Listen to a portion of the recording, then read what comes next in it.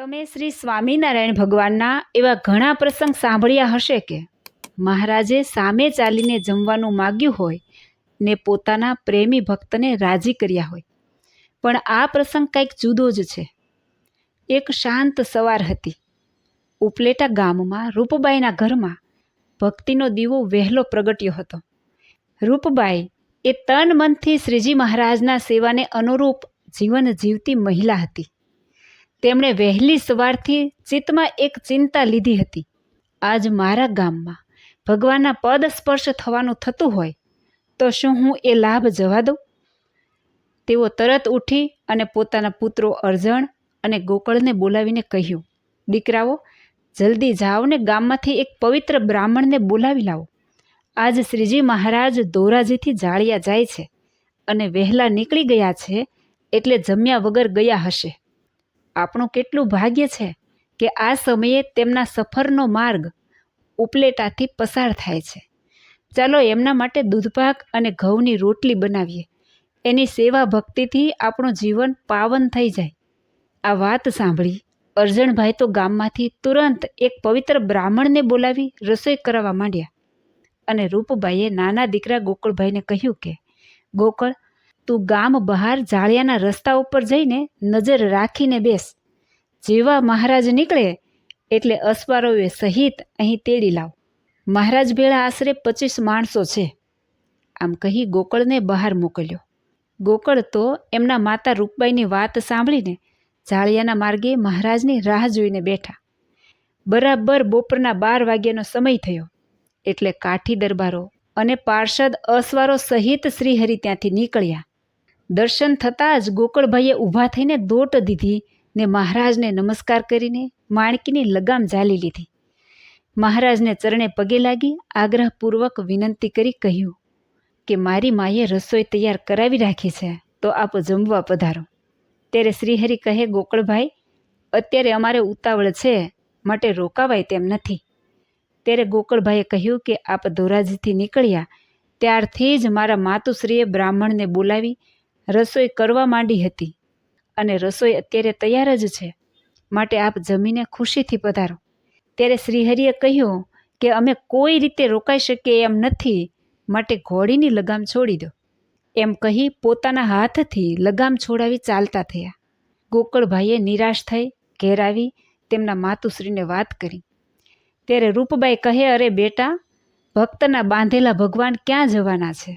ચાલો આપણે પાછળ જઈને પ્રભુને જમાડીશું. એમ કહીને મોટા માટીના કાળા માટલામાં દૂધપાક ભર્યો અને બ્રાહ્મણ પાસે એક તપેલામાં ઘીએ જબોળેલી ઘઉંની રોટલી ઉપડાવી. પોતે તથા બીજી 2 બાઈઓ દૂધપાકના માટલા ભરી શાક, ભજીયા વગેરે જે કાંઈ રસોઈ હતી એ ભથાણામાં બાંધીને માથે લઈને શ્રીજી મહારાજ જે રસ્તે ગયા હતા ત્યાં એકદમ વેગથી ચાલતા થયા અને મહારાજની મૂર્તિને હૃદયમાં ધારી અત્યંત પ્રેમથી ગદગદ કંઠથી માનસિક ધ્યાન કરવા લાગ્યા. જેવી રૂપબાઈએ પોતાની વૃત્તિને મહારાજની મૂર્તિમાં જોડી, તેની સાથોસાથ શ્રીજી મહારાજની માણકી ઘોડીનો વેગ ઘટવા માંડ્યો. ઉપલેટાથી 1.5 ગાંવ ગયા ત્યાં તો વૃત્તિરૂપી દોરીથી શ્રીહરિની મૂર્તિને આકર્ષણ થવા લાગ્યું અને માણકી ઘોડીનો વેગ તદ્દન બંધ થયો. એટલે શ્રીહરિ તુરત જ નીચે ઉતર્યા અને નજીકમાં જ એક આંબાના ઝાડ નીચે અસવારો સહિત ઊભા રહ્યા.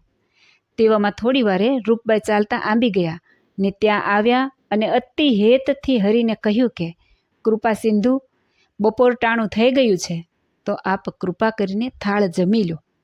આવા પ્રેમ ભર્યા વાક્ય સાંભળીને તથા બાઈનો અતિ ભાવ જોઈને પ્રભુ તો ત્યાં જ આંબાના વૃક્ષના છાંયડે થાળ જમવા તૈયાર થયા.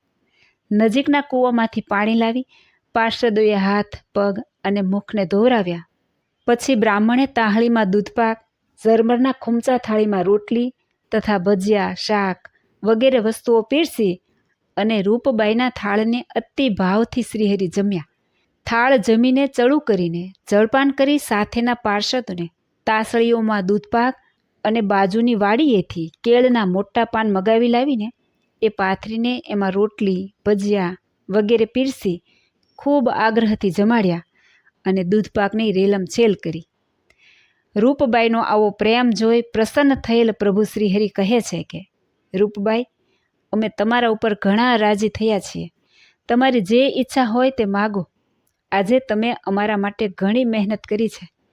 ત્યારે રૂપબાઈએ કહ્યું કે હે મહારાજ, મારે કાંઈ વસ્તુ માગવી નથી, પણ અત્યારે છો તેવાને તેવા નિરંતર અમારા ઉપર રાજી રહેજો.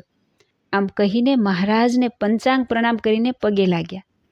શ્રીજી મહારાજ પણ અતિ પ્રસન્ન થઈ આશીર્વાદ આપી જાળિયાને રસ્તે ચાલતા થયા અને રૂપબાઈ ઉપલેટા પોતાના ઘરે પરત આવ્યા. એક વખત જાળિયા ગામના પરમ ભક્તરાજ હીરાભાઈ કંઈક કામ પ્રસંગે ઉપલેટા આવ્યા અને મનમાં વિચાર થયો કે અહીં રૂપબાઈ મહાન મુક્ત સ્થિતિવાળા છે, તો તેમના દર્શન કરતો જાઉં. આમ વિચારી હીરાભાઈ આ પ્રેમી ભક્ત રૂપબાઈ પાસે આવ્યા ને જય સ્વામિનારાયણ કહ્યા. ત્યારે રૂપબાઈએ પણ આદરપૂર્વક હીરા શેઠને જય સ્વામિનારાયણ કહ્યા. હીરાભાઈ પાણી પીને શાંતિથી બેઠા ને રૂપબાઈને પૂછ્યું, અત્યારે મહારાજ શું કરે છે? નિરાવરણ દૃષ્ટિવાળા રૂપબાઈ મહારાજનું ધ્યાન ધરીને બોલ્યા છે, મહારાજ તો હાલ ગઢપુરમાં બિરાજે છે. થાળ જમીને મુખવાસ લઈ અક્ષર ઓરડીની ઓસરીમાં ચાલે છે. હાથમાં રહેલો રેશમી રૂમાલ વારે વારે મુખ પર ફેરવે છે. આથી હીરાભાઈએ કહ્યું, એ મને કેમ માન્યામાં આવે? આ સાંભળી રૂપબાઈ સમાધિ ચડાવીને મહારાજ પાસે ગયા અને એ રેશમી રૂમાલ પોતે માંગી લઈ આવ્યા. હીરાભાઈએ આ રૂમાલ તથા છેડે બાંધેલ મુખવાસ જોયો અને અતિ આનંદ પામ્યા. આવા રૂપબાઈના નિરાવરણપણાની હીરાભાઈને તથા અન્ય સહુને પ્રતીતિ થઈ. આમ પ્રગટ પ્રભુ સ્વામિનારાયણની કૃપા દ્રષ્ટિથી ઘણા ભક્તોને આવી અષ્ટ આવરણને પાર એવી નિરાવરણ સ્થિતિ પ્રાપ્ત થઈ ગઈ હતી.